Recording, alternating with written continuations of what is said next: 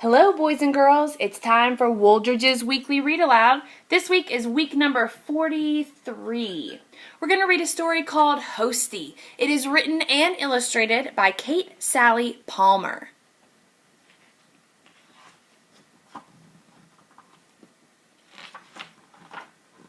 Thumbs up for the title page.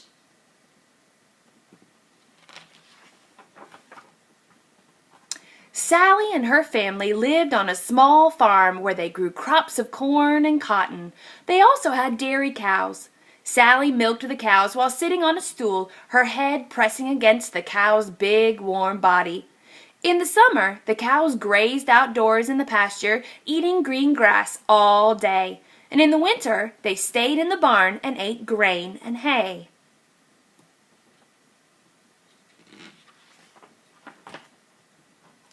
When Sally was 10 years old, she joined the 4-H club and got a little black and white Holstein calf with large brown eyes.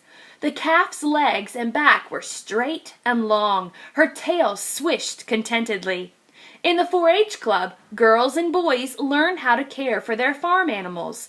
Sally called her new calf Hosty.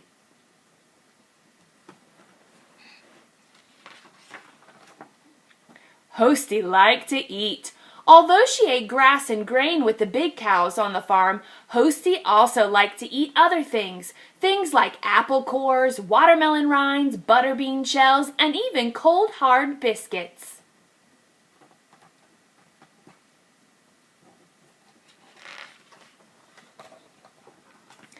With all this eating, Hosty grew fast. As she grew, Hosty and Sally played together.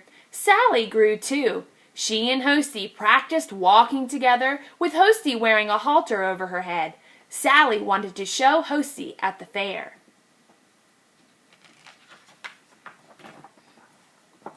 Every year, the county and the state had fairs where farmers brought their farm animals to show.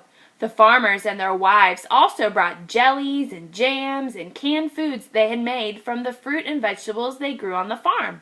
They brought quilts they had made and flowers they had grown.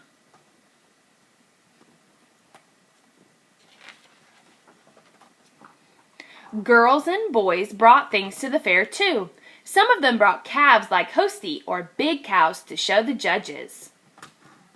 Many of them won colorful ribbons for their animals.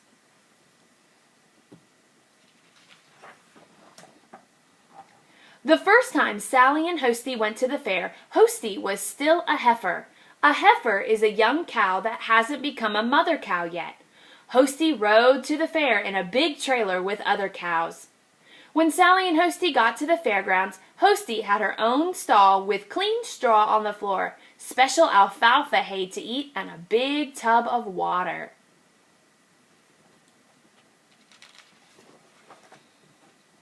Then the hard work began. Sally and the other boys and girls trimmed the excess hair from the legs, ears, and tails of their cows and washed the cows all over. They even shampooed the switch of hair on the tail of each cow to make it fluffy and white. They brushed the cows until their coats were shining.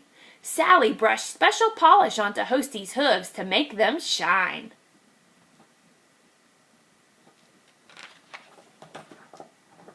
The tired girls and boys stayed with their clean, happy cows until it was time to show them. Some grown-ups stayed with them too. People walked through the cow barn to look at the cows.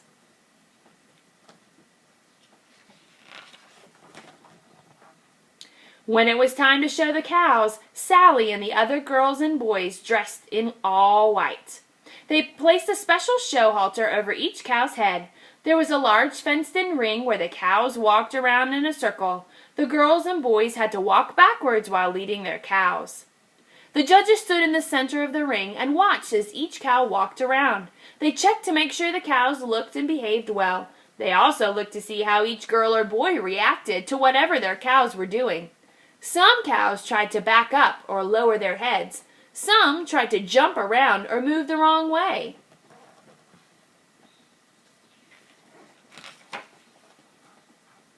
Hosty didn't lower her fine head or jump around. She knew what to do when Salley held her halter a certain way. She knew to walk when Salley tugged gently on the halter. Hosty posed with her head high and her front feet under her shoulders. She knew to keep her back feet apart, one behind the other.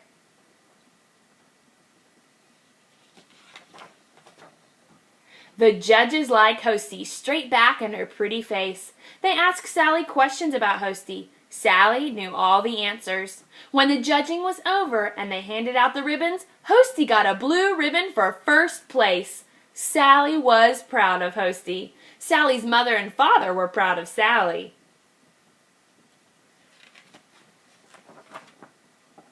Hosty and Salley continued to practice walking together. Hosty even became a mother cow. She began to give lots of milk, much more than her calf needed. Salley milked Hosty twice every day. She talked to Hosty and led her around on a halter, walking backwards.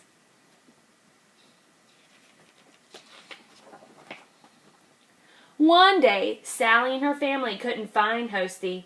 She didn't come to the barn with the other cows. They looked and looked. Finally, they saw why Hosty hadn't come to the barn. She had fallen into a ditch and was stuck upside down. Salley and her mother and father tried to pull Hosty out of the ditch. They tried to push her out. Hosty didn't move. She was wedged in tight on her back. Hosty even stopped struggling to get up. Finally, the family called the vet.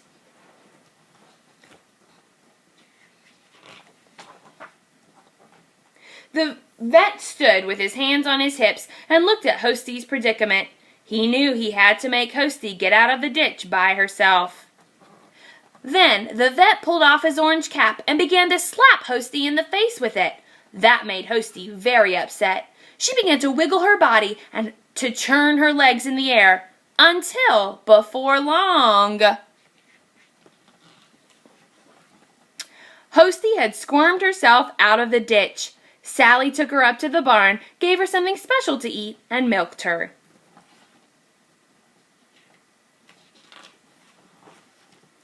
After that, Salley and Hosty went to the fair every year. They walked together in the show ring.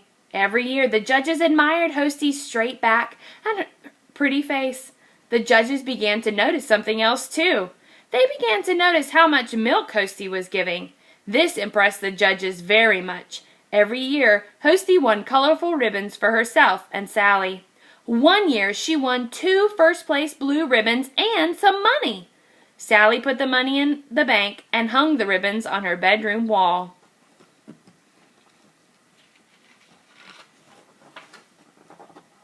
The next year, Hosty won a very special purple ribbon at the state fair.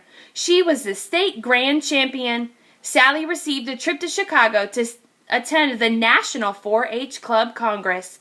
Salley flew on a plane for the first time in her life and met boys and girls from other states who had also had grand champion cows. For years, Hosty lived with Salley and her family and continued to win prizes and to give lots of milk. When it was time for Salley to go to college, the family knew they would have to sell Hosty to pay for it. Everyone was sad. Hosty had become part of the family, and they were afraid they would never see her again. Then, Salley read about the Happy Cow Farm, a place where cows could graze outdoors all year round.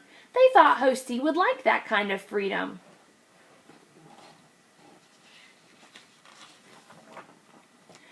So they sold Hosty to the Happy Cow Farm. The farm was glad to have a blue ribbon cow like Hosty. The Happy Cow Farm was close to the college where Salley went to school, so Salley was able to see Hosty every time she went to buy the special milk they sold there. Hosty and the other cows would come to the fence whenever Salley appeared.